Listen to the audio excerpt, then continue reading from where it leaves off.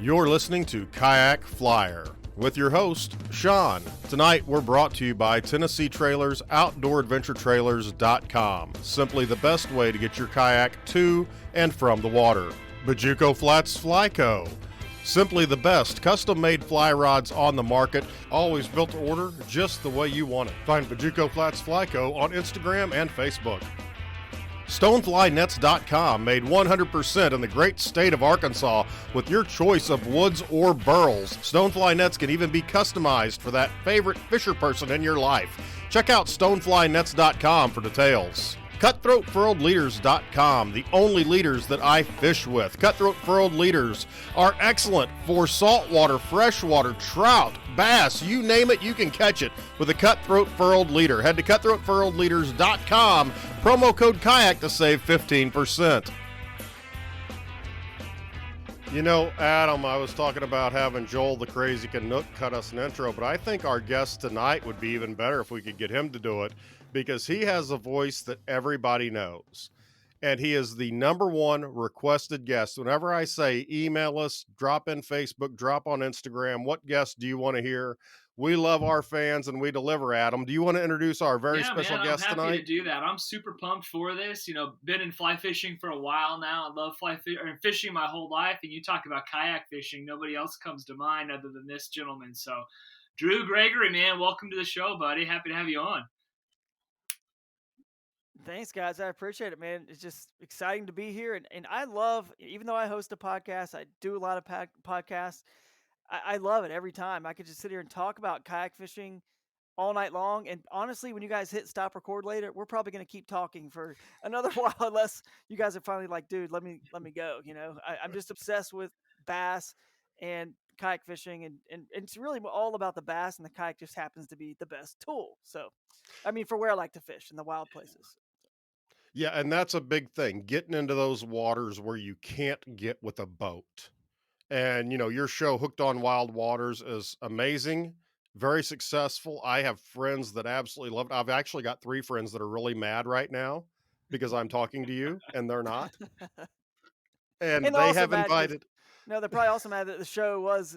I stopped doing the show and I focus now on other things, Yeah. but still at least do the live stream and do other videos and fish tournaments. But the show was cool, man. I always thought it was one of the coolest shows out there for kayak fishing.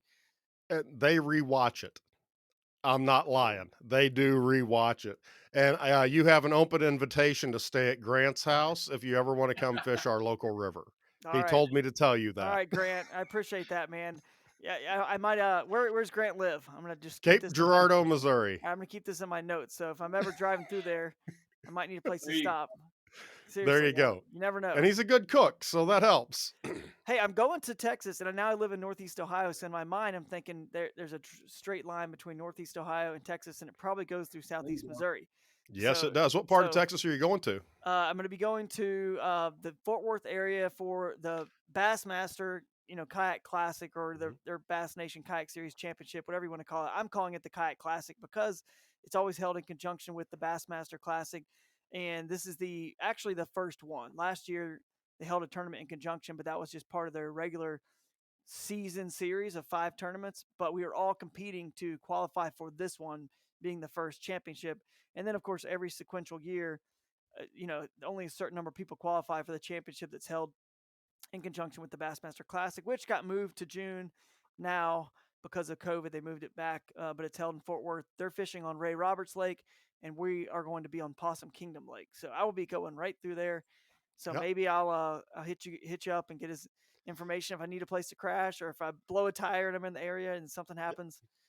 And hey, you've got an open invitation with some of my friends in Tyler, Texas, just outside of Dallas. If you get down there and need some advice on good restaurants to eat at, just let me know. I can hook you up. Here we go, man. I appreciate it. That's awesome. Drew, we've had Eric Jackson on the show. We've had Christine Fisher on the show. She was great. You fish with her. Mm-hmm. Just can you I know everybody knows who you are, but what's the pressure like when you go to these big tournaments like that?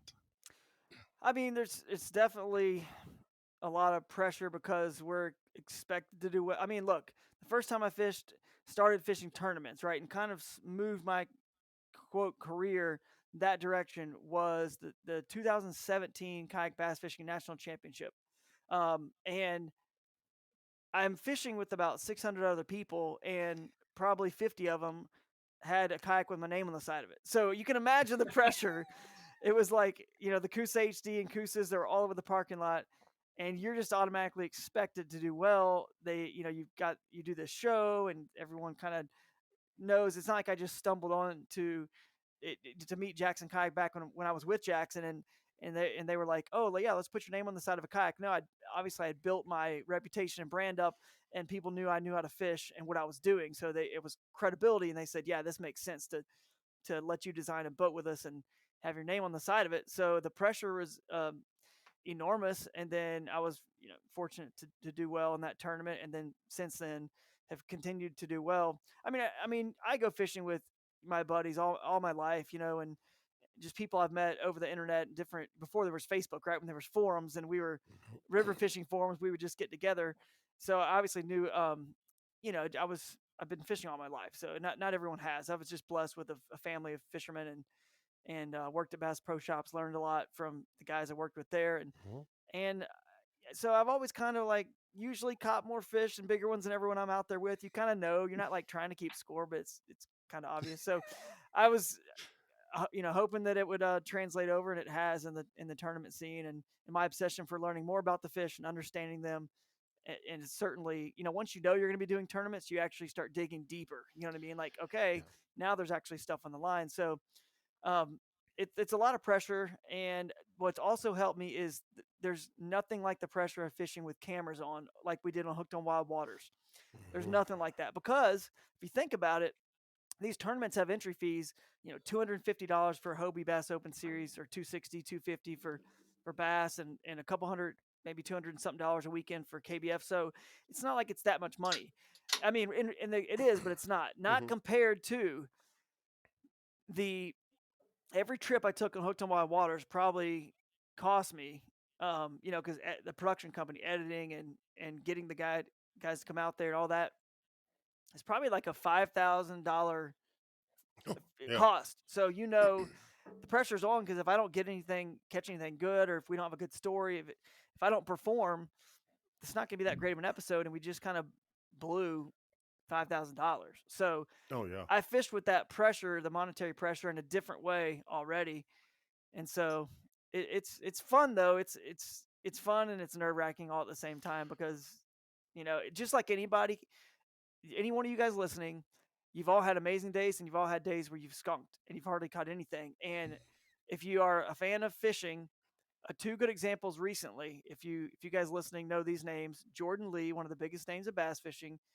in the most recent Major League Fishing tournament. There's only like 80 something guys in the Major League Fishing circuit, and he was like 80 something. He was like almost dead last in the last most recent tournament on Lake Sam Rayburn in Texas.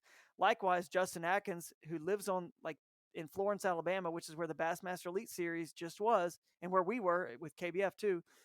He was the overwhelming favorite on his home lake, and it flooded and all that, so he knew more places to go, and he ended up almost near the very last two, because it can just happen. You can spin out. It can happen to any one of us anytime. So no matter how good of an angler, Christine is, or Jody Queen or Russ, we all have our days. So that's what makes fishing cool, and it's Yeah. attainable by so many guys out there listening that want to get into tournaments, or you're already in tournaments. You can't just fish one or two and expect to do well. You got to stick with it. Fish a whole year, Yeah. because you're going to have those one or two moments that's going to, only one person can win, right? So it's an Yeah. individual sport, but I have a kid I went to school with. I'm still friends with him. He was sitting on the back of the boat for 3 or 4 seasons and was making pretty decent money. And he mhm. made the leap to having his own boat in bass tournament. And I can't remember which one he's in. I know they always broadcast it live. I'm horrible with names on this, but I would always watch him at his weigh-in live on Facebook. And man, he'd never made it past Friday. And it was looking at what his record was from the back of the Right. boat. It totally changes. And there's so many tournament fishing is so much different, and Adam and I don't have any experience in that. We've never tournament fished. And I know I used to competition pistol shoot, and you're dropping 500 bucks on a weekend, you're dropping Hmm. close to 800, 900 rounds, you're paying 150 to 200 bucks for an entry fee, and you're lucky if you walk away with a $75 range bag or something like that. Yeah. And there would be guys that were great shooters that the wheels would just come off, and they would second guess theirself and second guess, what load they were going to use in their ammo, which is just like guys that go out to a tournament that maybe second guess a bait or may overthink and Right. overcomplicate things. Is that something you see a lot with new tournament fishers? You do, and it's certainly experience will help with it. But even like I said, those guys are as experienced as it gets. And I am obviously as well, and I have my dud tournaments where I just make a bad call, and it just happens because a couple things can happen. One, the water levels and conditions can change, like what happened to us literally the day before the tournament. A couple days Mhm. before, all of our pre-fishing was wiped out. We were all on a level playing field because the lake rose like 6 feet, and all the creeks were blood red. So if you fish the creek, now you can't fish it. It's flooded into the woods and it's red. We were all at ground zero. You also have the situation where you get to your launch that morning and other people are there and they end up have found the exact same thing you did, and now they're on the spot first because maybe they had a faster kayak or a motor or whatever, and they got there first, and now you are like spun out a little bit, like I don't know where to go, what to do, which is why it's important to have a plan B. So yeah, no doubt it happens. And the one thing I will stress to folks, I mean, I know we'll touch on tournaments here a good bit tonight, I'm sure, but I just love fishing, tournament, Yeah. not tournament, and that's what I think people sometimes feel a need to pick one side or the other. I don't like tournament guys. I do. I don't. They're taking the fun out of the sport. To me, it's like you can enjoy them both, Yeah. And the reason why I like tournaments is because when you fish as long as I had and have, and you've caught so many, you know, 12, 13, 15-inch fish or 5 pound fish, 7 pound fish, whatever.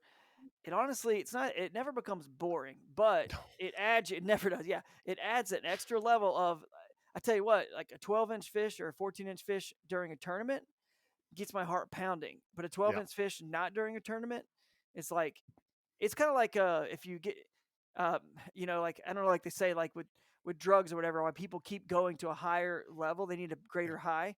Well, to me, that's it takes the fishing that I already love so much to another greater Yeah. high, because now that 14 incher is making me freak out because it could matter, because getting a limit is absolutely critical to cashing a check, catching your 5 fish that day, and then you feel good, then you relax when you have 5, because now it's like, now I just need to upgrade, I need to get big ones. And Yeah. so that's why I love it, because it actually just makes something I already love that much more exciting again, and just adrenaline pumping, and just for such a small fish, even it's like crazy how much it can matter. Every inch, every quarter of an inch matters in these tournaments. Which this past weekend at Kayak Bass Fishing Trail Series on Pickwick, Wilson, and Wheeler, I got second via tiebreaker with 98 3/4 inches. So every quarter of an inch matters, Yeah. So that can make or break. And then I lost 2 fish, 2 big smallmouth, so it could have made the difference. And then the next day, I lost a tiebreaker between third and fourth place and took fourth. So, but a Yeah. couple good finishes. Can't complain, because I've also won a tournament on the Hobie Bass Open Series on Lake Dardanelle via tiebreaker, which is big bass. Yeah, So you've been Yeah. to both sides of it, right? I Well, can't. Yeah. Adam, I know Adam and I, when we get lucky enough, the one or two times we get to fish together, the loser has to buy the beer. So it's like a mini tournament, I guess, with the two of us. And luckily, Yeah, I've you never talk had to about buy immense anything. pressure. This is the real deal right here, right? Yeah. Yeah, It's the like, biggest, yeah. whoever catches the 10-inch fish is the winner. Oh That's man. funny. I've got a question for you. Like you said, we'll probably be touching on tournaments here and there, but you mentioned pre-fishing, and that's something that's always been for somebody that's not had any experience with tournament fishing. And you talk about going and traveling to different lakes that maybe you've never been to or you just don't know very much about. But in the limited amount of time you have during a pre-fish, I've always wondered, like, does it really make that big of a difference? And I guess it probably depends on how much time you have and whatnot, or how familiar you might be, even if it's just a little bit of the body of water. But I mean, it's got to be a big difference, right? Between really, to your plan, having a plan A and a plan B probably goes into that pre fishing. Yeah, I mean, it really is, and what's cool about these tournaments is, I would have never gone to a Lake Dardanelle last year where I won had it not be for these tournaments. So it gives me a reason to go explore somewhere totally new that I maybe have never even looked at. And then when I get on the map study, it's my favorite part of this entire thing. Just checking out new bodies of water and finding Mhm. creeks and rivers and backwater sloughs and oxbows and places that I love to fish. So the pre-fishing starts there, you know what I mean, with the map study. Then, of course, when you get there, I've dropped a lot of pins, waypoints, pins on my Google Maps, if you will, and I still don't have enough time to check all of them out during pre-fishing. I try to bounce around and check them all out with, whether it's I drive up and I just take a temperature reading and look at the water clarity and how much current it has or vegetation and whatever structure and leave, or it looks good and I'm like, I think I'm gonna like put in here and check this out for a couple hours and see if I can get bit, and then move on to another spot and see if I can do the same. Because, like I said before, you need those plan Bs and plan Cs because you don't know what's gonna happen with the weather. Like what happened to us this past weekend on Pickwick, Wilson, and Wheeler. You don't know what's gonna happen with other competitors who may show up, and you just don't know what's gonna happen on tournament day.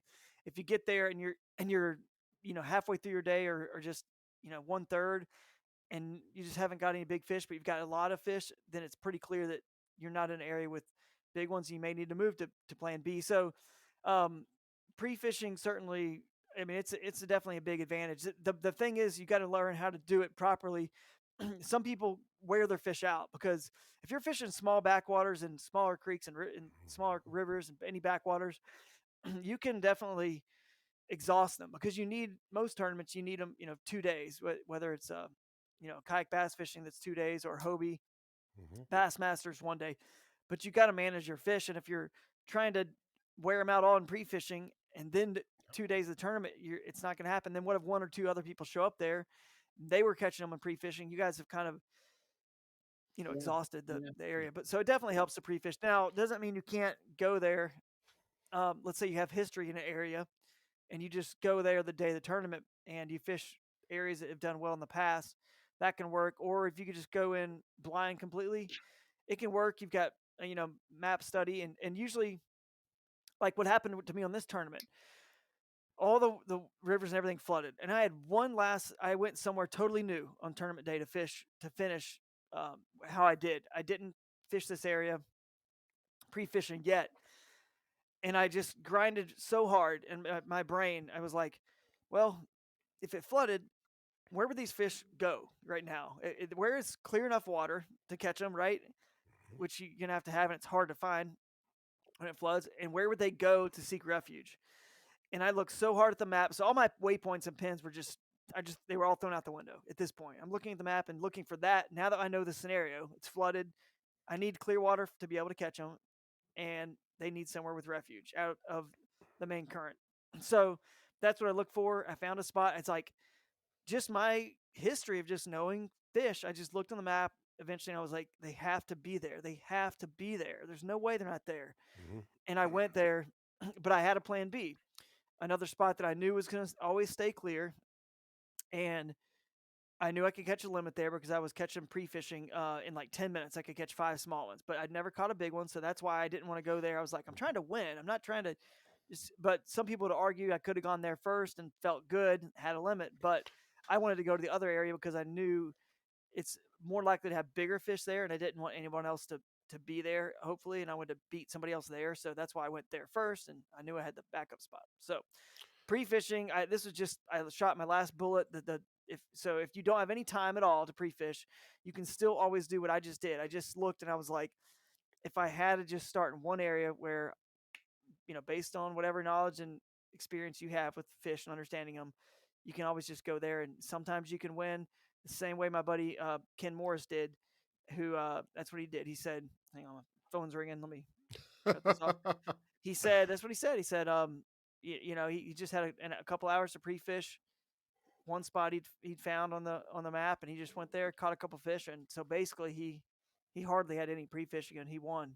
Um, Beat me by tiebreaker, but that was cool because we co-host the Hooked on Wild Waters podcast, and it was just I'm happy for him because we were fishing in totally different areas, and I think people may always just associate him with me. He just he does that podcast with Drew, but he knows how to catch fish too, and really cool to see him win one. Real, and this will be the last tournament question I ask you, but I have to ask because Stacy Howell from Stacy Howell Angling and Jeff Tatum 19 Delta Baits have the Essential Outdoor Zone podcast. Great podcast. Both of them are great friends of mine. But Stacy is just really on the fence about all of these new fish finders with live scope. Yeah, And there was a place, I think it may have been on Table Rock, where everybody just cruised by, and some old boy had a live scope, and he hmm just sat there for the entire tournament and won because he yeah, found something that nobody else had found. And how does that work into the kayak fishing? I know you guys yeah. can use some stuff, but can you use the really advanced stuff in that? And how You has it can. changed it for you? You can totally use that stuff. And I actually think it's a win for everybody because it's going to take some pressure off of the bank fishermen because fish will always be on the bank. And right now, that's the most prevalent area that's fished on any body of water because it's easy. Most average Joes that don't have this technology, most people don't, right? Right. They just fish the bank. So the bank gets pounded by everybody. And that's a known fact. So it's going to relieve the pressure from there and some of the guys that like to fish up rivers and creeks, and it's going to help people find, because honestly all they're doing with electronics is the same thing I'm doing. We're looking for unpressured fish that don't get cast to and don't see lures. The only difference is they have to find theirs via the electronics on a just a place where they're stacked up. It could be a brush Hmm. pile, a big rock pile, standing timber, a ledge. It doesn't matter. Somewhere that you just have to go by and find them. And that all starts with map study on where to be cruising around with your electronics looking. It starts with your map study because there are areas that will typically fish will get in certain times of year in certain situations. Then it's way more complicated than I think the world makes it seem. You know what I mean? Most people even hear the word fish finder, they say, "Dude, you're cheating." It's Yeah. like, dude, it's not. That's a really a bad term for it. You know what I mean? It really is. Yeah. So really, what you have to do is it's pretty cool because the kayak anglers can use all of that, and they should. But everyone has their own style and own personality. The same way we all have just personalities as individuals. We have those personalities on the water. It's not my style. I'm not saying I'll never get that stuff because I will, because it never hurts to have it. You know what I mean? For times that I will fish bigger water, and in certain situations on the waters I fish, it could come in handy. But it's really good that other people can get that because they can find those wild and unpressured fish and take the pressure off some of the places that I fish Yeah. too. So it's kind of nice for everybody, really. But it's going to come into play. But it's the reason people don't they think it's so much easier than it is. It's like any technology; you have to learn how to use it. So first, you can't just use live scope. You can't only have a live scope on your kayak Right. and expect to Right. work. You've got to know where the brush piles are, which means you have to side scan them or use a Hummingbird 360, which is like a 360 radar scan, or a Hmm. 2D sonar, or like a straight down scan where you go straight over it. But you have maps, map study. There's brush piles, and you can find research where states even put artificial reefs out there and things like Yes. that. All right, you could certainly use that and find those waypoints and go over it with pan optics and look. But the main thing is you want to find stuff that nobody else knows about. Brush piles that were sunk Hmm. by other anglers and things like that, and standing timber that fish might be on, but no one knows what depth those fish are on. But they're suspended in 15 feet, and people are throwing in 5 feet or they're throwing in 30 on the bottom there. But you're both missing them because they're in 15 and 20. And live scope you can literally just look at those standing timber and spin it. It's only a set 18 to 20 degree cone, so you could spin it, look and see if they're there. It's a very complicated process, but it definitely takes you knowing your other electronics first to find something that's so specific and find the fish to then turn around, hit anchor on your trolling motor, then pick up your live scope and pan over to it. So it's a lot of graphing, honestly. Yeah. So to me, I'm like, I'd rather just go fish where I can just see the structure and cast, and while they're wasting time graphing finding the fish. But the flip side, when you find them that way, you land on them sometimes. I mean, in a Yeah. way that no one's ever seen. You just mother loads. Yeah, I've had Yeah. the opportunity to Yeah. fish And from a boat using that exact same technology. It's the first time I'd ever seen it. Just seeing the screen light up and you dropping your lure down. You see it go down on the screen, and he's telling you pull it up 6 inches to go back down here. But I mean, he's a professional guide, Yeah, right? His job is to put you on the fish, and he's sitting there with the spot lock on the trolling motor, and I'm just looking around going, how are you managing all of this? It's a true skill all set. this. I mean, Yeah, it really is. There's almost an art form to it if you're really going to yep, manage it properly. that's right. so, Totally. I know you're in Crescent Kayaks now. Yes. You'd Yo. talked about before, and well, even Eric's not with Jackson anymore. Right. Um, I tried to get him to send me one of those new kayaks he's got, but evidently, It he's just not doesn't giving drop those into the away. mail like Yeah, I his don't know boat, why I right? wouldn't just give you one, dude. Yeah, yeah. Yeah. They're like the Yeah. Ferrari of. Have you seen one yet? I have seen one. Yeah, he was at this past tournament. I didn't get a chance to talk to him because I was having motor issues and I headed back to the ramp. But I was actually live streaming with my GoPro Hero 9 out there pre-fishing, just because it was a very known spot and the Bassmaster Elite Series was Hmm. just there. And I figured, they were live streaming all the Yeah, top anglers in that area. So I figured, you know what, it's not going to hurt to live stream here. I might as well test out this Hero 9's capabilities. So I tapped into my phone's hotspot, and he was above me fishing right there. I was like, "That's Eric Jackson up there," and I saw him a little bit, and he was in his apex. It was pretty yeah. cool. I've seen it in person at the Kayak Bass Fishing National Championship too. It's pretty futuristic looking machine, man, or piece of equipment there. It looks beautiful, and I kind of offended him, and I felt bad because I'm like, "Dude, I mean, I could buy 2 of my cars for what this thing is," and he's like, Yeah, "Well, Canada." I'm like, "I understand there's a market for it. I'm not saying that. I understand it." I'm right. just like, "But this thing is the Cadillac." But you were with Crescent, and you guys have Yeah. some great boats, and the one that I'm really interested in, you and I, you were doing a live, uh Facebook, and I jumped in there and I asked you about it. That's that solo skiff. Can you tell us a Hmm. little bit about that? Because I know we talk a lot about freshwater, but everybody that listens to the show knows I just love saltwater. I love going down to Grand Isle, Louisiana. I love going down to Empire and Port Sulphur. I love those places, and those skiffs just look Yeah, unbelievable. man, it's awesome for sure. Saltwater is amazing, and the skiff's great because you can put like a little propane gas engine on, I mean propane engine or a gas engine, like a 5 horsepower on it, and then it's just it's so cool because it's a mini little boat, but you can also just push pull it or paddle it if you had to. You can put your electric motor on it, like I do, the Motor Guide XI5. I got a 105-pound thrust, so I mean I've got the most you can have, and that thing will move. I mean it flies. And so probably like I've never really clocked it, but I'm sure I'm going close to 7 miles an hour, Yeah. and it moves, and it's cool because it's actually filled with foam. It's molded in a way where there's a layer of foam molded with it, so it's and there's no scuppers, there's no internal access, so it's a very safe craft to be out in the ocean with, you know what I mean, because Hmm. it's going to float even if it fills with water. It's got enough flotation inside of it, it's going to stay floating. And it's super low to the water. It's really cool, man.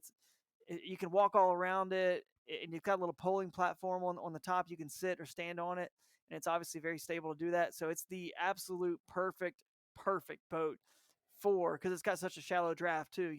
Right. For Louisiana, Grand Isle, any saltwater, inshore saltwater. It's like literally the best thing you could find, and it comes in the cool sea foam and all the colors that, Yeah. white for salt too. So it's pretty sweet. I literally got off of my kayak at the dock and thought that I had forgotten something behind me. And when I turned around, I lost my footing and fell into the water that I'd caught a black tip about 4 hours before. So yeah, I'm all about stability. Yeah, I And believe that. Crescent does. I mean, I would love to get a look at those, but we one of the ways that we got you on the show, and I'm gonna have to mention it, our friend Dave, Tennessee Trailers, outdooradventuretrailers.com. Hmm. You work with him, I Yep. work with him. He's a great sponsor of the show and supports us. But man, I went down and I tested the tadpole last year. Yeah. And I went down this year and I picked up the little frog. And I don't know which one you're using, but the tadpole was great. Don't get me wrong, it was great. It's great for one guy, maybe two people if you set it up right.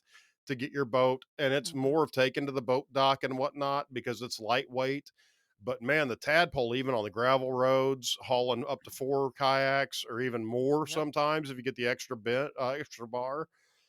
I've got It, the little frog, yeah, yeah, and little it's frog, got, yeah, but I've got enough room, and I carry four. The solo yeah, skiff. I carry this last trip I had the solo skiff on it with the what I have on it, the ultralight, which is a 49-pound kayak we make. It's like a 10 foot. It's super light, small for little creeks, yep, small, skinny water, or places that are just hard to access. Or if if you're not like us, you don't have a nice Tennessee trailer, and you just have to car top it. That's a right, good kayak for it. Then I also was carrying the new CK1 Venture on there, which is like a nice 11 foot kayak that's wide enough and stable enough to stand in. So, but yeah, the trailer is awesome. It went all the way down to from Northeast Ohio down to Alabama, North Alabama, and back. And I've never had any problems with those trailers. They're awesome. They've got yep. incredible components. I mean, they're just Oh yeah, solid for true traveling like I do.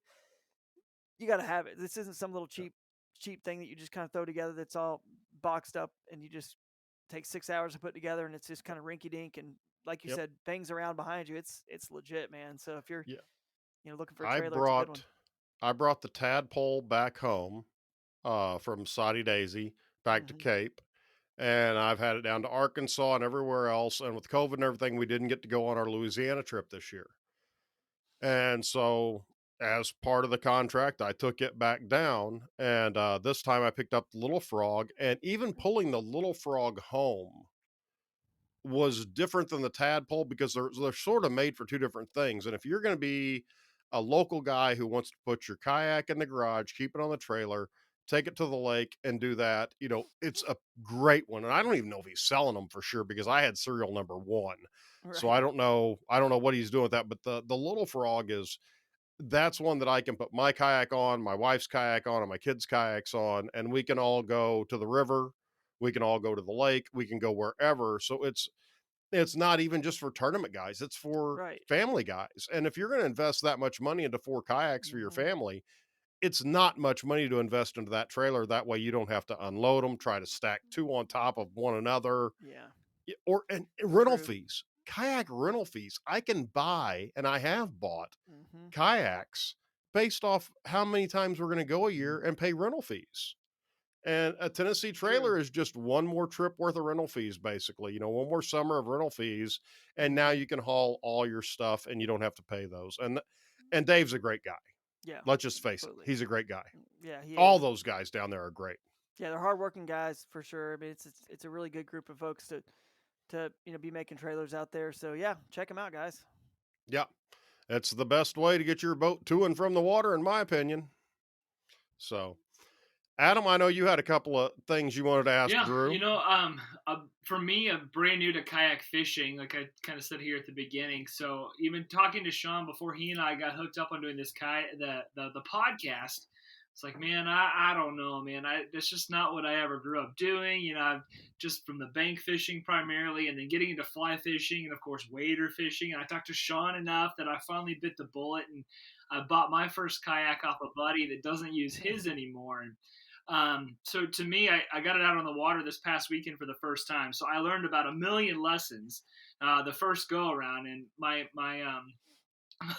success was based on I got it in the water and I got it back out and I stayed dry. So I took that as a win, even though I didn't catch squat. So um, we talked a Yeah. little bit about the different types of water. That's better Yeah, than I do. that's the I'm 1 for 1, buddy. 1 for 1. Let's just face Yeah. it. I've seen your videos. Obviously, you're out there just skipping stuff, and you're up in this crazy overgrowth and the trees and whatnot. So I've got to know, like, um, when you're out between like big lake fishing, we're not talking tournaments, but like big lake fishing or small skinny creek water. What's your favorite one? Or maybe it's kind of hard to pick, but I'd like to know your mindset. Like, if you had the time of day and anywhere to go, where would it be, and what type of water would it be? Yeah, that's a good question. You probably would go somewhere with, I'm going to just stick with freshwater, like you're saying, lakes and rivers and creeks. Probably go somewhere with the hardest fighting of the bass, which is what I love to catch, which would be either a shoal bass or a smallmouth bass. And I prefer the smaller creeks to catch them in and places like Mhm. that. It's just something about it. It's just wild and remote. You just see so many different animals and you don't really see other people hardly ever. So if you can find big fish in little skinny water, that's like the ultimate like combo, you know what I mean? Cuz it's close quarters combat. It's hard to get them in. There's not much water. It's just you could be flowing strong, you could be getting swept into branches like you're saying logs. It's just a little bit of like we always call it on the Hooked on Wild Waters, podcast. There's a little bit of Drew's chaos goes on in those situations. And I mean, everyone flips over at some point. It's not happened to me in a long time, but it's happened to me before, and that kind of chaos is certainly something that can happen. And just knowing that it can happen, but and then the flip side can happen. You could also be this awesome, the hero, where somehow navigate all the obstacles and still land the fish, and then you're just like, I wish someone was here to just witness all that chaos that just happened. And it's so that's my thing. I Right. think small creeks would be where it's at with Uh, big smallmouth or shoal bass. Paddle leashes are your friend, and spend the money on one of those 500-pound magnets with 100 feet of paracord. Yeah, there you go. Those I have found more. fishing magnets. Yeah. Yes, I have found more of my buddies' fishing rods in the bayou thanks to that magnet. That $14 magnet has brought up $500 rod and reel Wow. sets. Yeah, I Oh, know where you that's could get good. quite a few of mine, man. Good. I got I've lost quite a few over the years, different And reasons. that's one thing that a lot of guys don't think about. You've got to use paddle leashes no matter where you're at, especially on the rivers, because you come around that bend and last year it was clean. There was a little bit of a flood, a tree fell down, and now all of a sudden you're coming around a bend and there's a root wad there and you're not getting out and the current's way too fast. And I'm sure you grew up on rivers. That's why you have an affinity for them, I'm sure, right? Yeah, I mean, my dad and I waded rivers and fished them growing up. Mostly in like I would say I was old enough in like Murfreesboro and we lived in Tennessee Mhm. or out near Nashville. Yep. And I would wade the Stones River there with him. We'd get out in the creeks and rivers there. And then, most of my life grew up in east of Atlanta in Snellville, and all the rivers and creeks there. We would fish, and we got like a little John boat. We had a canoe at one point. We had a little bass hunter. We would even take down the river. Yep. So yeah, rivers are where and creeks are where I cut my teeth. So it's obviously no surprise that's where I prefer to fish now. It's just something that's ingrained in me. Yeah. And there's something about, and I know Adam knows this as well as I do. I grew up literally on the river. We were at the river every weekend. We had a camper. We were out there. We had a cousin that had a camper. So if we didn't want to take our camper when he wasn't there, we stayed in his camper. We were literally always on this one river and we were canoeing, we were floating, we were fishing, and just, I hate to say it, it was just general jackassery. I mean, my dad would be like, Yeah. "Oh, let's go do this today," and "Oh, let's go do that today," and a great dad and my dad hated fishing. He literally hated fishing, but he encouraged me to fish. You know what I mean? Yeah. Which was a lot of fun.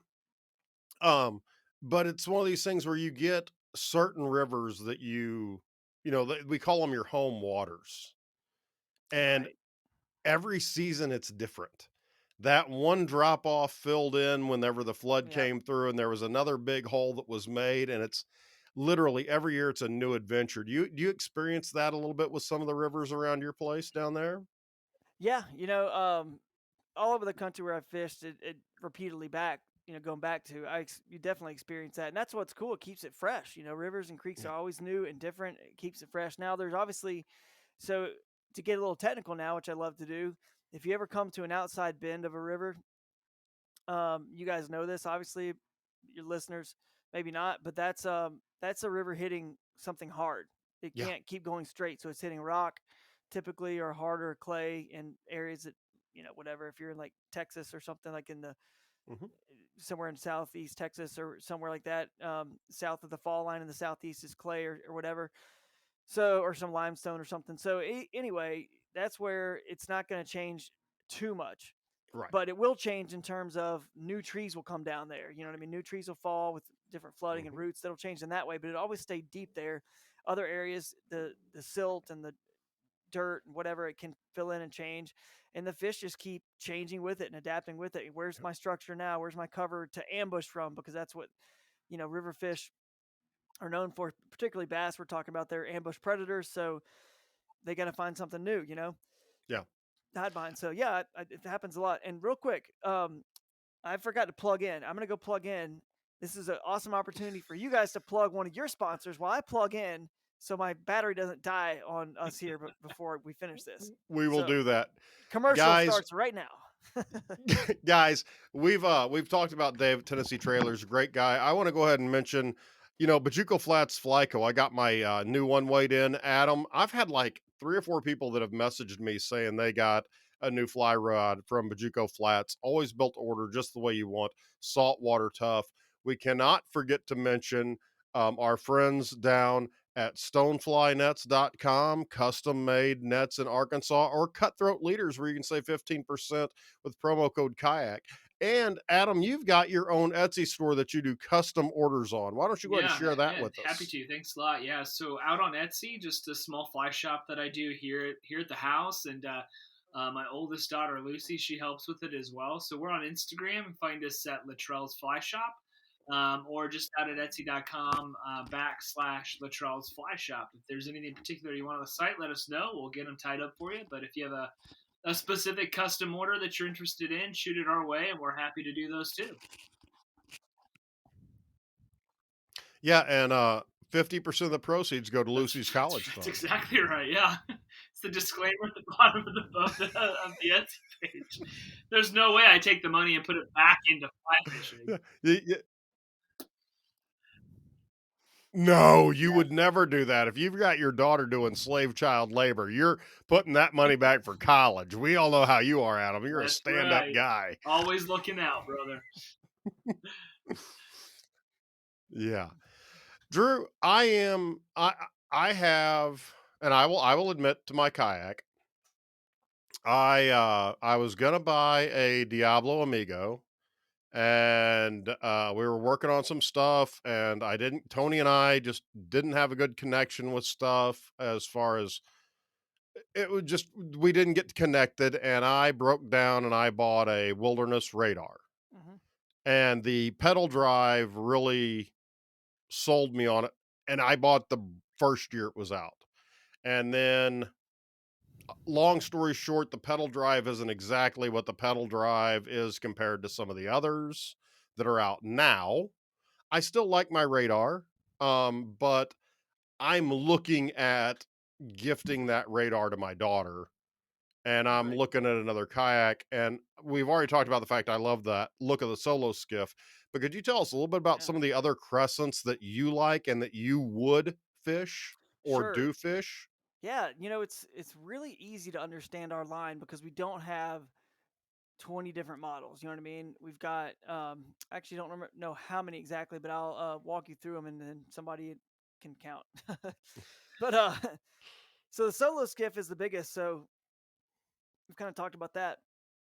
Moving down, we've got one called the Crew, which we just came out with, and it's a tandem or solo, which is cool. It's one of those boats Mhm. that if you are a family guy and you've got a or a significant other or somebody out there that you want to take with you, it's 13 foot long, I think a little over 13. Yeah. So it's a 13 and a half probably. So it's a good length. It's still not too big, and we're known to have very kind of simple, nice paddling kayaks. We take priority on the holes, made in America, lightweight for the length and the width and all that. And it's really good solo. Ken Morris, like I said, my co-host who won the tournament, was in the Crew. He won it, solo in the Crew. He liked that little bigger boat for putting a motor on it. Hmm. So it's great for that. And it's just over $1,000, made in the USA quality stuff, right? That's pretty hard to beat, right? So then you go down and we've got one that's 12 and a half foot called the Light Tackle. And it was really the first true, I think, foray where Crescent got into fishing and kind of known as being a nice fishing brand, a nice like intermediate brands or slash it, and even an advanced angler could get into it because they can build it up. Because Crescent owner James Durbecker, he knows a little fishing, of course. He's not like completely inept to it, which is why he got into it, but he doesn't know it the way I do, which is actually why and where I fit in, right? Right. So his boats are perfectly. He didn't try to go out of his league and do something that he doesn't know about. He just kept it. You know what? This can be a great wreck boat. The gear tracks are great for anybody that wants a cup holder or wants some. Anybody who's just a bird watcher or just a family. You know, that person that wants to go out and with their family, kids, whatever. So the light tackle is nice because it's you can stand in it. It paddles really well, and just people just love it. So obviously, all of our seats, like most these days, have the external frame seats that can be removed, so you can have a shore lunch and just take your seat with you. Hmm. It's a pretty slick boat. It's got a front hatch, and you can stow stuff in that front hatch as well. So internal access is what that means. And then the next step down is the one that we just came out with, the CK1 Venture, which I was in for this tournament, this last tournament, and it's 11 foot, like a little over 11, Hmm. and it's wide enough to, which is cool, wide enough to stand, and be stable in at 11 foot. Not a lot of 11-foot boats aren't really wide enough, and stable enough to stand in. So that's kind of key that they made it just wide enough to stand in, but it has no internal access, which is a good thing or a bad thing depending on what you like, because it's a good river boat. It's a safe boat with no internal access because water can't get in there. There's no fail points with scuppers, things like that. But we have a front tank well, so instead of storing the stuff internally, you now have a tank well up there to basically put a dry bag or tackle. It's just going to go in front with a nice little cover, and there's a lot of cool upgrades and little accessories and features on that as well. I won't get into them now. You guys can obviously look them up and Right. watch the promo videos. And then the next one down, and that, by the way, that kayak's only like 60 pounds. So you can still get that kayak in and out of places easily. And Yeah. then, I mean, I hiked that thing through 5 miles through a swamp in Florida during a tournament when my creek got choked up with hyacinth, which is a plant that Yeah. grows on the surface and you can't get past it once it's like just choked. How much And money did you make picking up pythons on that walk? yeah, no, I mean, I was fortunately it was cool enough in Florida where they didn't really want to be out in the woods. It was the shaded part, so I was fortunate. I didn't see really any gators or pythons on that hike. Now the next day, I saw a ton of them on a different body of water, but that's another story. Go back and watch the Hooked on Wild Waters or listen to that podcast, and you'll hear about the gigantic gators that I had to like go right over in this skinny creek, and they're in the water below me, bigger than my 12 Oh and a my half foot gosh. kayak. They Yeah. 15 footers. They I could have keep destroyed me, man. I keep teasing my kids that if they want to go to college, they've got to spend a summer in Florida and pick up enough pythons to pay for their first semester. Makes you think about higher ed. So Oh, far, none of them. none of them taking you up, huh? No, no, no, they're That's not. funny. That's funny, man. Oh, You're giving me some tips here. I gotta keep these in mind. See, as my son gets older, I gotta have some yeah. tips like that. But the next boat down is the just super small, lightweight, great for some ladies maybe that don't need quite the weight capacity, right? And that's the other thing about the CK1 Venture, by the way. It's got a very high weight capacity for an 11-foot boat, so that's nice. But this ultralight, the 10-footer, which we're talking about now, it's I fit in it great, but I'm like 5'8", 5'9", and 165. So I can paddle it just fine. I don't recommend standing in it still. It's very hard to stand in, even for someone experienced like myself, but it's good for, youth, smaller adults, ladies that might it's just perfect. And if if you're a college kid, you're looking for a little boat that's like $699 or whatever, and you can throw it on your shoulder, put it on, store it in your apartment, in your dorm, throw it on the roof of your vehicle.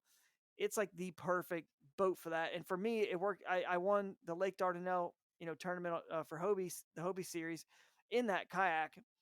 And yeah, I was fishing small water with tough access points, and it was skinny. Plus, I wanted to be able to pull out quickly because I was moving in the middle of the day during that tournament to a different creek.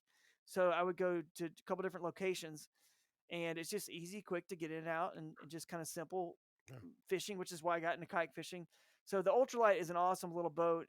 And then we have a Sup Plus, which is a kind of a hybrid paddleboard sort of thing. It's pretty cool. And then we've got some other just sort of rental The wreck boats. But yeah, the it's a hybrid cool line. the hybrid paddle boards are Yeah. really taken off around my area. Hmm. There's a lot of guys that use those. just because you'll go through a ripple that you've got to, portage through, and then you'll hit a 30-foot hole.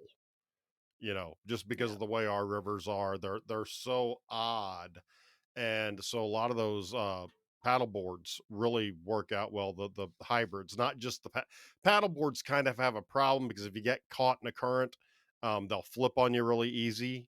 So the Right. hybrids are what a lot of guys like. Okay. But yeah, but I do have to say thanks for fat shaming me there because on a weekend of a week of full of snow where I'm left with nothing but good beer and heavy cheese, I outweigh you by 100 pounds. I had an eighth grader tell me today when I smiled, I looked like a seal. I said, "What, you're calling me fat? They're going to club me for my blubber?" I'm like, I get fat Thanks a shamed all the lot. Yeah. time. Yeah, it's Jeez. a rough crowd teaching high I school, and when you know. got one junior high group, I'll tell you that right now. Golly. Oh, man. But Oh yeah, I man. think I've looked at crescents a lot, and one of my friends and he's looking to upgrade. I think he has like an academy special, and he's had it for like 5 years. He does local tournaments, loves it, Hmm. and he's looking to upgrade. And I was the first one to say, "Hey, check out Crescent Kayaks," and I sent That's him a cool. deal. I don't, he hasn't pulled the trigger yet, and I'm like pushing Yeah. him over there because I'm like, look, it's as good as anything else you're going to find out there, and has a lot of options, and is a Yeah. great kayak.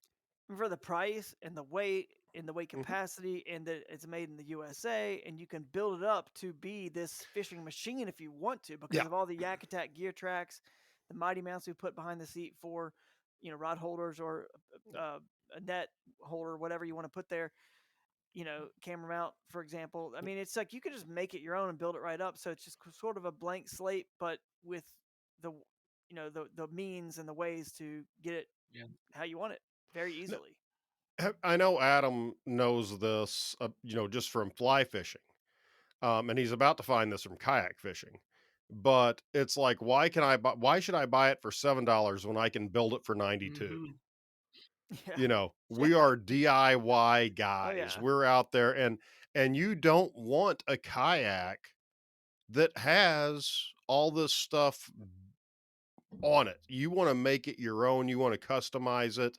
And I think that's what, you guys, when I look at your kayaks, Right. that's a great thing because you can make it exactly the way you want it. And that's a real game changer. Yeah, it is. And to kind of segue into why I'm at Crescent, so none of those kayaks are my designs. And I'm the director of fishing over there, Mhm. specialized fishing. We have a little category called specialized fishing. And so if there's a boat in the specialized fishing line, it's one that I've designed, and that's a little bit more, um, just more like specific for, maybe it's gonna be more of the higher price point than the Right. ones you see now. It's gonna have. It's not like it's gonna have. It obviously have more bells and whistles, but it's not the first boat. I'm trying not to give like too much away, but Oh no, give it but all away. but yeah, Give it but all away, Drew. Give it all away. We'll I can dance breaking around news this. Yeah, now. I can dance around this. But it's a good boat for it's not pigeonholing you into doesn't like have stuff everywhere in this exact spot where you're pigeonholed into Right. you got to do it here and I don't want it there. You know what I mean? It Right. doesn't it Right. doesn't trap you like that. It still Yeah. sticks with the vibe of Crescent and the way we've always done things at Crescent for sure.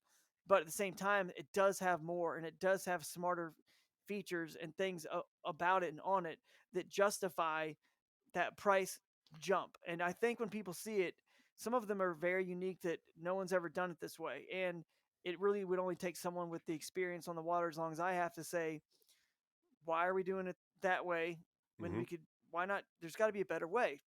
Yeah. When I And when do designed Adam and I pick ours up, by the way? well, hey, from what I hear, unfortunately, this is breaking news. You want to breaking news? Put your breaking news drop on if you got one. I've got the sad piano that we play whenever Adam talks about his biggest fish. Well, hit that now because it may be sad to some people. So I have breaking news, guys. Crescent kayak that I'm designing will be out a little bit later than we had hoped it would be. And that's because of some COVID stuff, supply chain issues. I mean, it's stuff we can't control, but it's still going to be here, guys. And it's going to happen. And what's a couple months later, right? We can all wait. Hold on to your money, save a little bit longer, and just know that it's going to be worth it. It's going to be worth the wait. The anticipation sometimes is just as good as the experience. As we all know, if you've been on a date, folks, you know what I'm talking about. The anticipation is almost just as good. So hang in there. It's coming. Oh, my There we go. goodness. I tell There we you go. what, Well, Adam, we're going to be the first ones on the water with our free new boats designed by Drew Gregory. Oh my gosh, that was perfect. I'm telling you oh, what, this is Yeah. awesome. that was good. That was gold. I'm glad you had that piano ready, queued up Coming. there. Every time Adam talks about a fishing story, we play that because it's always sad. It's Yeah. just Adam's like, I had this monster fish, and then it straightened Right. my hook. That's the first No, time I Sean tease. I played tease. that That's me. That's piano my bad. musical. I was talking. I couldn't hear it. It was only coming through for our guests and for Sean. So they're just over there dying, and I'm just like into this story, and I'm thinking it's great. And just Oh, it was hilarious. It's go back to listen to Joel from Lazy R Streamers, the Crazy Canuck, because Adam's just telling this story and he has no clue we're playing that really sad music behind him. It was so funny. That's funny, man. You get to know somebody, and you get a great dynamic, and your podcast is great. You got, having a great co-host. I talk a lot of smack on Adam, but Adam's a great co-host, and you know how important a great co-host is. For sure. That's they make the Oh, for show, sure. Yeah, I mean you they know. do. I mean, because I talk a lot and my brain goes a million miles an hour. I lose track of where I was, and Ken is there to basically be like the listener. And if he's lost track or he's confused or he can kind of veer me back on path. So, Adam, that's that's what right. you're doing, right? You're doing that for Sean when he just kind of gets out of wax, and where you can kind of keep him That's on exactly right. point Got to here. So reel him just back chime in. in. Yeah, this is an Yeah. hour-long podcast. We're going on 3, buddy. Let's wrap this up. I tell you what, sometimes I just want to do the Joe Rogan show where I can just go for like 3 hours, 4 hours at a time because we have great. Yeah. Perfect example. We have great guests. We've got Drew Gregory, guys. I mean, this was all you, audience. This was all you getting me.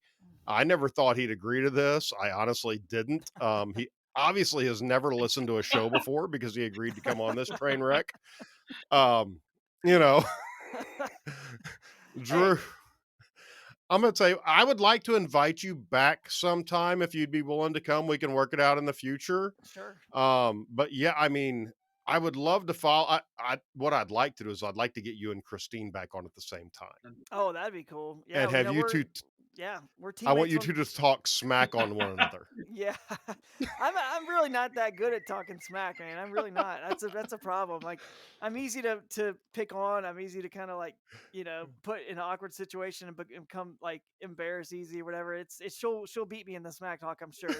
But um, I mean, I because I also have the fear of if I talk smack and I use because see, it's not if everyone says, oh, it's not smack talk if you can back it up. Well, I have a lot of good finishes. I'm the rating angler of the year in Hobie and all that stuff. But if you use that stuff, I just feel like it comes across like Yeah, arrogant and like yeah, you're just an a-hole. I don't know, like you're just cocky, and it's like yeah, I don't use that, which I could totally throw that in someone's face. Like, I've got the highest average finish of anybody at the Kayak Bass Fishing National Championship, which averages like what 5, 6, 700 people at yeah, these things. My average finish is like I think eighth or ninth. yeah, With anyone who's fished at least five, and I don't say it all the time. I mention it every once in a while, but it's like I've got a lot of good stats like that. The AOI I could like always chime in on, but there's always someone, unless you're Russ Snyder's probably or Jody Queen. There's those two guys. That has more titles that could flip it on you too. It's like if you're Tiger Woods, then what can anyone say to him, right? It's like yeah. Michael Jordan or whoever, LeBron. I mean, they kind of have the trump card, dude. It's like See, I got that. I at the old school I taught at, I did cross country, and so we had half a work day and parent teacher conference all in one day. So I didn't go in early to have cross country practice. Well, we had just won. The girls had just won the districts the year before, and I had like 4 all-state runners. And we're sitting around, and the volleyball coach is like, "Yeah, Sean's such a loser. He didn't even want to run practice." And I'm like, "Well, when was the last time you brought home a district Right. winner, had 4 all-state runners? Being ornery, like, Yeah. "We don't need the practice, ha, ha, ha," and Yep. she got mad. Oh Ooh, yeah. See? yeah. See, that's how it comes across. And There you I'm go. like laughing at the fact it's like, yeah, we all know I'm not gonna spend 15 hours at work. Right. We can just admit to that. I'm a Gen Xer. You guys are the younger guys. I'm the Gen Xer. We just, it is what it is, you know. The, and It's that's how it works, and it does come across bad. But yeah, she will give you some savage burns. I'm just Yeah. gonna tell you that right now. Yeah. yeah, no doubt. Having talked to her, she's just gonna Christine's roast you. yeah, no doubt about it. And I love Christine. She's we're like I said, we're teammates, if you will, in a Yeah. few different, Plano and Z Man and I'm sure like Power Pole and a few others that she's probably sponsored by that we're both, sponsored by. So, Can you know, I say this real quick? When I'm yeah. not fly fishing, I'm throwing a Z-Man craw. Yeah, that thing is unbelievable, is it not? I mean, it's the perfect size. Now they get the bigger size too, but for Mm-mm, your mm. waters, your creeks over there, and both you guys are, it's perfect. I mean, it looks exactly like a crawfish, but it lasts forever because it's Elastec plastic and holds up. You just want to make sure you use their jig heads. It'll hold Yeah. up Oh, much yeah. better with their jig heads And than it their jig will. heads they're at least where I'm at, they're hard to find. So, like, when I go to my Right. local, because we don't have, I mean, Cape is a big town, but we don't have a Hmm. fly shop. We don't have, I don't even think we have a dedicated fishing store anymore. There's one in another town over, but it's like live bait. So you go to the big box store and it's like, oh, Z-Man craw hooks, I'm buying like 10 of them, you know, Hmm. and I hate to say it 'cause my buddy, 19 Delta Baits does custom soft plastics, and he's got guys on all the bass tournaments that do his custom crankbaits. But that there's something about that way that Z-Man craw is formed that Yeah. it doesn't act like any other crawfish out there. And Hmm. I love the TDR, Oh yeah, yeah. TRD, TRD, TRD. Yep. And TRD. when it Yeah, floats, that's what's good about the yeah, pinchers are going to rise up and it's yep, going to float and sit there and look. And the current, they're just going to move, and it just yep, looks so real that yep. I mean, you catch tons of fish on it. I mean, the problem actually is with the TRD and the crawl.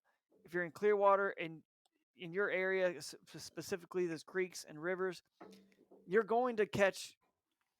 This is a bad thing. It's not really, but what I maybe you understand what I'm saying. You're going to catch too many fish in the sense that it gets down there and a little fish is going to grab it Yeah, more likely than a big fish first, and then you might spook the big ones. It's like it's just going to catch numbers, and it will catch big ones yeah, too, but you're gonna have to cycle through a lot of fish before you get the big ones, which again, it's not a problem. But if you're in a tournament scenario where you're trying to just catch the big ones, it yeah, could be something you get used to get a limit, and then you're like, okay, let me try a different bait that might, you know, be yeah. intimidating to the smaller ones, but the big ones are gonna like want because they want a real meal. Yeah, and we only use ultralights on our rivers, which is a Oh yeah, big difference from tournament fishing. We only use right. ultralights. So those 10-inch fish are Hmm. those big fish we're like afraid of because they're gonna Yeah, break our right. rod. Yeah, just bends it over, and I Yeah. mean that's eight. What are you using, like 6 pound test or something? I normally use between 4 and 6, yeah. Yeah. Yeah, that's fun. That's a lot of fun. That's And challenging. it's a great time. And I like I said, I give props to Jeff at 19 Delta. His plastics are great, but man, those craws and the peanut butter and jelly, uh TDR or TRD. Yeah. I Yep. always say it. I always say it turd instead of what it is. I guess it's TDR. Yeah. Um, Uh, th- they're great. They're amazing, and they're like the only plastics mhm. I carry. And I hate to say that, because they don't give me anything for free, so I shouldn't plug them. But you know, That's a hey, but I'm sponsored by Z-Man, so it fits here on There you, this episode. then So it I works. should be plugging there them. you So go. there you go. There Um, there you go. there you Yeah, go. I love them. I think they're great. I think they're great for our waters, our clear waters. And we have what's so funny is when you pick up a crawdad out of our water, it's orange, but you can't get an orange bite. You can't Oh, get a that's bite with an funny. orange. You have to use a green pumpkin. That's interesting. It is very, very weird. I guess because of the contrast, they pick up on it quicker. Mm-hmm. But I Yeah. even tie flies in orange and in green pumpkin, and you'll pick up crawdads out of the water, and they're a rusty color and Mm-hmm. blend in with the gravel, and nope. But you throw a green pumpkin, and bam, you've got one. So they say Wow. match the hatch on stuff. Not always, you know. That's Color does interesting. mean a lot. Wow. Hmm. So, just something I've noticed. My friends don't buy any of the orange crawdads that I tie. So I wonder why that is, man. Like, that has me trying to think of why. I wonder if it Like blends the in too contrast. well. Yeah. Yeah. If there's not enough contrast, is what I Yeah. figure. I think that could be it. I It could think be on that, and it could be the fact that because it looks different and stands out, they see it as a weaker crawfish. Or like in other words, if you put a goldfish in a lake, yeah, a bass is going to eat that, even though there's no goldfish. You're used to seeing brim and right. other crappie, other things they eat, right? Shad, but it stands out, and it's like something's wrong with that. Is what it's Yeah. like, almost instinctually, it's sick or something's wrong with it, and they go after it because of that. Right. It's like Yeah, I don't it's know a why they weakness, just can right? tell. So I Yeah. think it could Yeah, be free some. it's a free meal. Yeah. It Adam, could how be. many times do we tie cripple flies? How many times do you see a pattern for a cripple Oh, fly? And I don't know if that's the right yeah. term, but that's what they're Yeah. called. Yeah. But there's a lot of Yeah. patterns out there for certain For flies that are Mhm. hurt. crippled. Yeah. Yeah, cripple. Yeah, exactly. Because they're supposed to be dry flies, but they're just barely subsurface, and they get nailed. They're a great Right. pattern, but Mm-hmm. like I said, I don't want to get canceled. I don't know if that's the right word for it or not, but they're not Yeah, healthy true. flies. Let's Yeah. just say it like that. Right. No, I get you. That makes sense. Hmm. So that may be part of it. It's amazing when you look at, and I know we're over an hour, and I don't want to keep you any longer than you want to stay, but it is amazing when you look at tactics with colors can be just shades of gray because the bass especially have a muted eye color from what I understand. Right. But color does play a huge impact in it. Do you have a favorite color that Yeah. you like to go to? Yeah. I like peanut butter and jelly Yeah. and I mean, pumpkin I green. do. I do. I like the green pumpkin stuff in clear water. I really do like that. Then in murky water, like in this past tournament, was really stained. I was throwing a white chatterbait and a white and chartreuse spinnerbait, but I was putting a white diesel minnow, again, a Z-Man diesel minnow, like a 5 inch and even a 6 inch swimmers, one of their 6 inch swim baits, just because it was very contrasting and standing Yeah. out. Now, some people take the opposite approach in muddy water, like a black and blue jig. It's Mhm. it's contrasting the other way. I just seem to like white and chartreuse, a little bit better, but not always. But then yeah, clear water. I love the green pumpkin sort of look. You know what I mean? I love it. It's just a tried and true. Everyone knows that catches fish. Why overthink Mhm. things, right? When it Yeah. just works. It's still catching fish today. So Yeah. Woolly buggers, and I know Adam's like yeah. this, and with me, white and Yeah. black are all you need. Hmm. Bait fish, white with some anything that's gonna be showing up as a shade of gray and then black. I mean, you don't have to overthink it. And there are guys that are, and Adam can say this a lot. There are guys that want copper johns made out of red and copper johns that are made out of blue. And in the water, they're going to look exactly the same once Right. they're a foot Right. down. You know, Yeah, Yeah, oftentimes when you that's get true. into conversations like that, you're talking about tying flies for the fishermen, not necessarily the flies, because it's what's jumping off on the page in terms of trying to find something different for your fly box and whatnot. And a variety is a good thing, don't get me wrong, but to your point, Sean, I mean, if we're tying woolly buggers, yeah, black olive is typically a pretty common one that I'll tie in, but outside of that, I don't go into a whole bunch of color range. There's just no real need for it. That's not what I find success on. yeah. And I've found Hmm. that orange is exactly the same shade as olive Yeah. when it's down in the water. Right. Yeah. A lot of bass pros, I've watched videos and they say the same thing. Let's say a certain lure or soft plastic is comes in 15 colors. Every pro I talk to will say they just pick three of those colors, Yep. one for clear water, one for like a semi-stained water, one for super muddy water. There's basically just those three. If they're not eating those three colors, they're not eating any of those Yep. colors. It's like that's it. So it's just kind of like you pick your three out of that. It's more to catch the fishermen than catch the fish because they really didn't need to make 15 colors. It's just, but then again, the three colors for you might be, I mean, they need definitely a variety of colors because your three might be different based on the water clarity and the forage and the different things in your, in your water. So Yeah, Right. that's a good it point. makes Yeah. sense. You think Yeah, about your, 15 different colors. The three for you is different than the three for me, but your technique is probably different than mine, Hmm. or the type of water, the body water you're fishing is different than mine. So it could be a multitude of different factors that go into it. We all at some point have our superstitions too of what colors, what bait, Right. how we jig it, whatever the case may be. All of that's going to play into it. Yeah. Yeah. yeah, it's so wild, and there are a couple of things that start fights in the fishing industry, and color is one of them. Yeah. I It mean, can.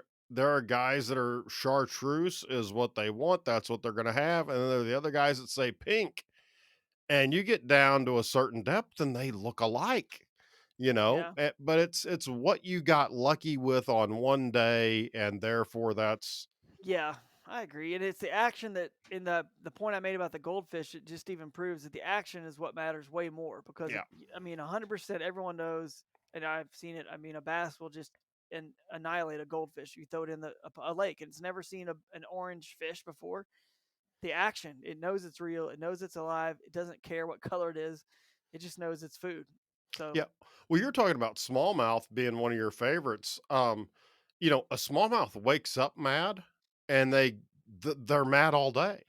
yeah, And they're one of that's the true. few fish you can catch just by making them angry. Yeah, that's true. They are. You tease them enough, and those lateral lines and movement, that's a Yep, huge part of catching ditch pickle or smallmouth, I mean, it's true.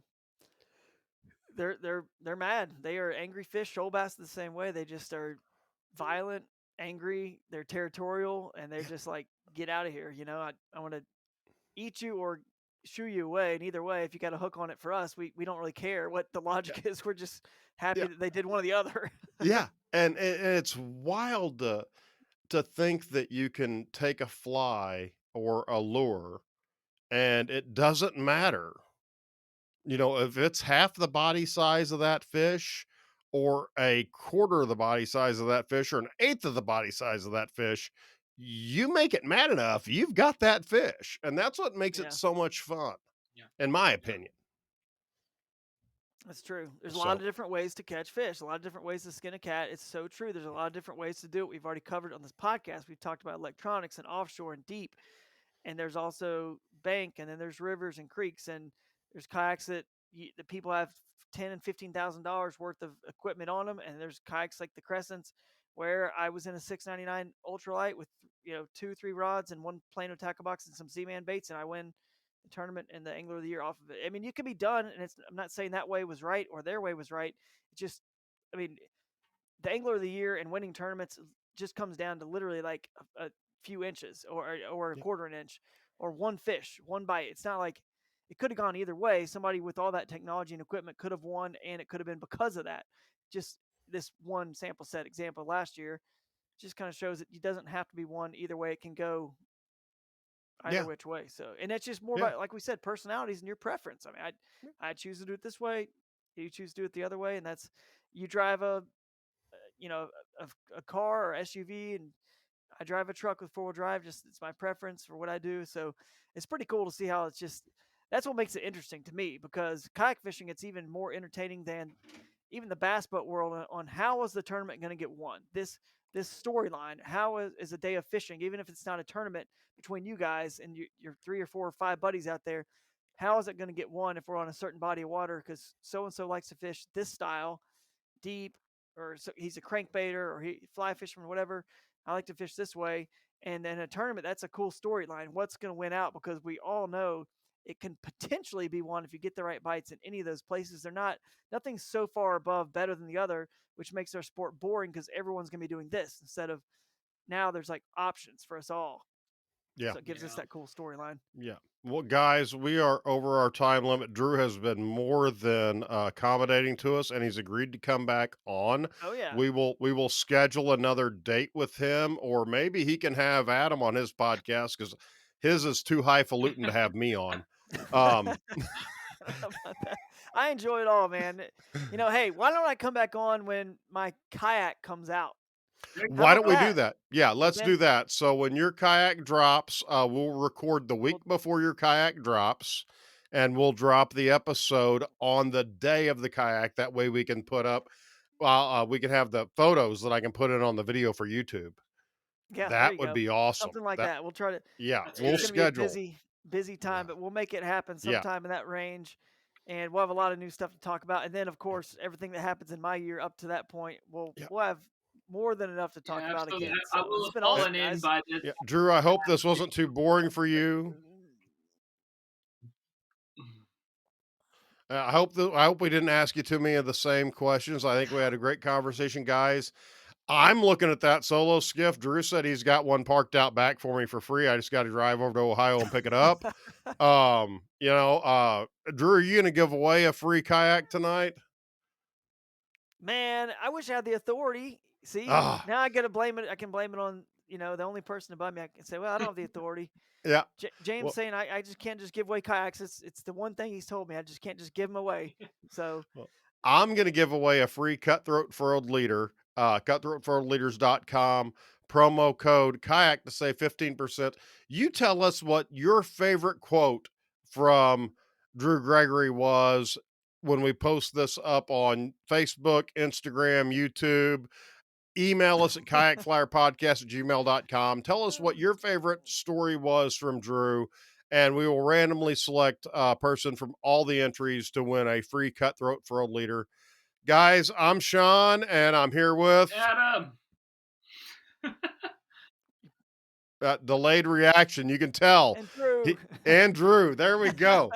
Hey, I'm sure the favorite quote for a lot of people is going to be when that piano play, guys. That's gonna be high up there on We'll the have favorite special. quotes. We'll put Yeah, your name in twice if you pick the piano. Guys, this yeah. is Kayak Flyer. We really appreciate it. Thank you so much for listening. We'll be back with next week with Casting Fur and Feathers, a bunch of artists and beer label maker extraordinaire. You guys don't want to miss that show. Good night. Sweet.